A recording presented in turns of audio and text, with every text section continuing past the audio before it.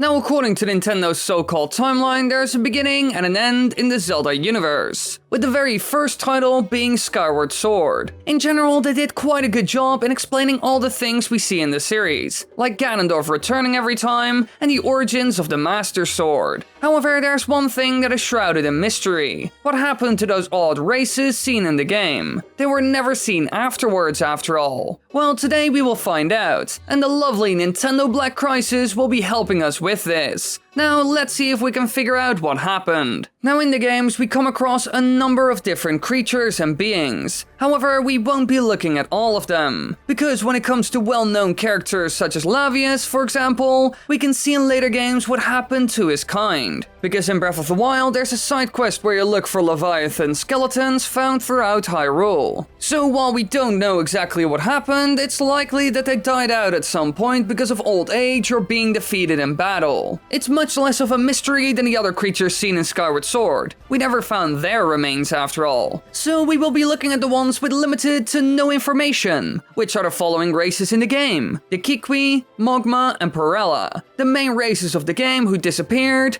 never to return to the series. Now let's start by looking at them one by one, since they all most likely disappeared for different reasons. First up, the Kikwi. What kind of creatures are they, and what could have happened to them in the end? These beings are small, furry creatures that are a mix between an animal and plant, allowing them to camouflage themselves in their woodland habitat. They seem to be herbivorous and are a peaceful race who do not resort to violence, and instead do the opposite by hiding themselves at any sign of danger. Although, surprisingly enough, they were among the 5 races of the surface who fought against the evil forces of demise, which also didn't end their race, surprisingly enough. Now, in the game, they are mostly seen in Faron Woods, living off the land peacefully. But if that's the case, then what happened to them? They appear to do very well in Skyward Sword and weren't threatened by anything as far as we could see. Strangely enough, in the Minish Cap, all of them are gone. After looking at the whole situation, we did find some options of what could have happened. First of all, the effects of the Hylians returning to the surface world instead of being high up in the sky. Once ruled by the goddess Hylia as an unnamed land in ancient times, it became established as the Kingdom of Hyrule by the descendants of her mortal incarnation seen in Skyward Sword. They would go on to become known as the royal family of Hyrule, creating an empire with a castle and a bustling town surrounded by a stone wall, populated mostly by Hylians, and a variety of shops with other settlements being established around that land slowly but surely, populating the world with humans once again. However, when you think about it, this could have had huge effects on the Kikwi race who live in the forests of Hyrule. Just think about it. In order to create new buildings and have more farmland to sustain the citizens living there, they would have to get rid of forests. You can even see this in later games like Ocarina of Time, where entire regions like Hyrule Field were deforested to create places like Lon Lon Ranch and roads leading to towns like Kakariko Village. And maybe thanks to a lot of the forests disappearing, they couldn't hide as well in the foliage around them, because there was barely any. Thanks to this, enemies were able to spot them and get rid of them. But I bet some of you would still think they could survive in the Lost Woods. Which is true. However, it would become more densely populated since a lot of other creatures and monsters need to live there now as well, which would also bring food supply in danger. It could even be that they fled the area when the Hylians came. They were scared of Link after all when they first saw him. As you can imagine, all of this wouldn't help them in any way. So the rise of the Hylians could have meant the downfall of the Kikwi.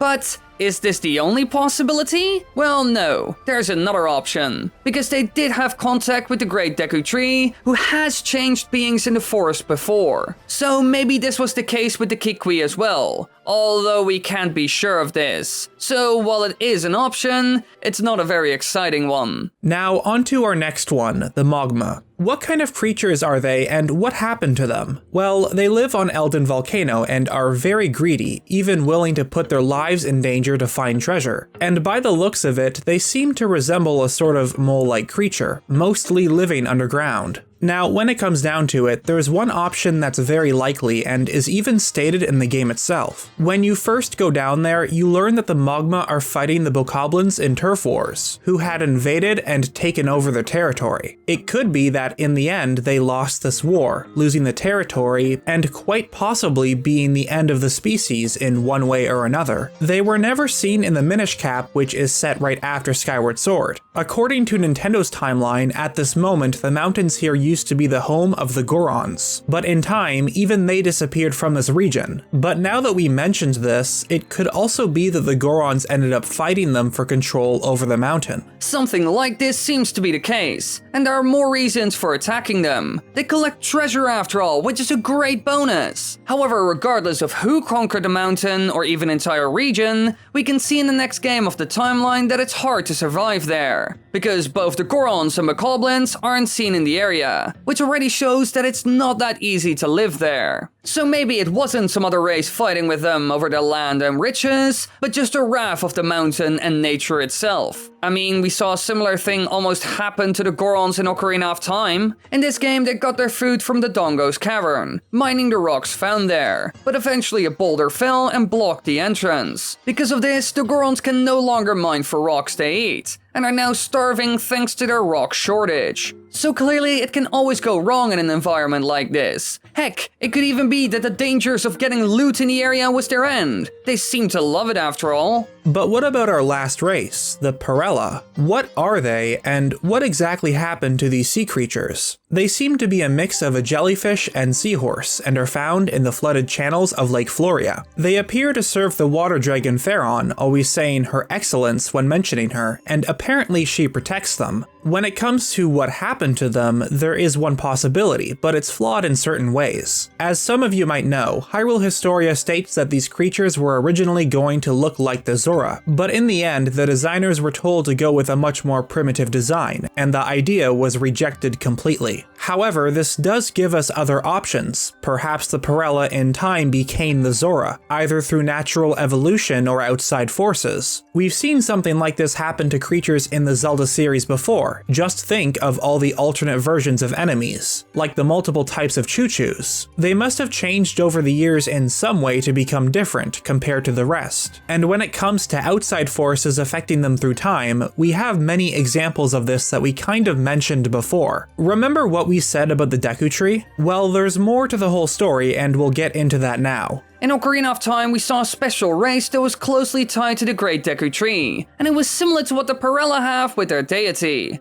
This group was known as the Kokiri, who were originally Hylians who wanted to be more close to nature. But this isn't the end of the entire story, because for a long time they lived peacefully in Kokiri Forest under the protection of the Great Deku Tree. But then a certain event happened known as the Great Flood, where the whole world was flooded all of a sudden. But, thanks to their deity, the Kokiri adapted and took on the form of Koroks, which allowed them to travel across the Great Sea with flight. It could be that something similar to this happened to the Parella, changing form to gain new abilities, allowing them to excel in a new world, potentially making them Zoras. And the dragon god that they served could play a role in all of this. It seems to be a water-based deity after all. Now, while all of this sounds like fun, there's one problem with it all. The symbol from Pharaon is nowhere to be seen in Zora culture. Not in the Water Temple, not in the Zora Sapphire, any of their structures and cities like Zora's Domain, literally nowhere in their entire culture. In most games, it's associated with the Forest God. For example, the Great Deku Tree, or the Light Spirit seen in Twilight Princess. Just look around the Zelda world, and quite quickly you will understand what I mean. The god that is actually associated with the Zoras is Nehru,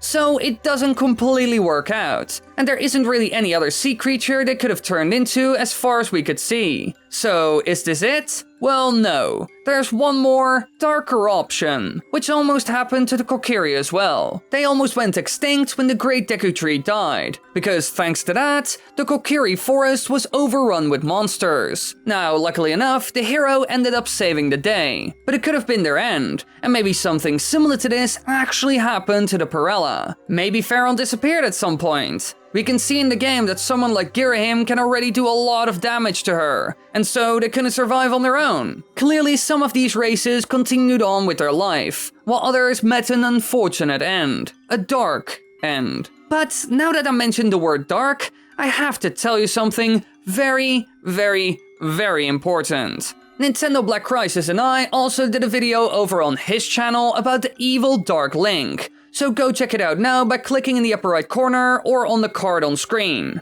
And don't forget, subscribe to both of our channels so you won't miss anything.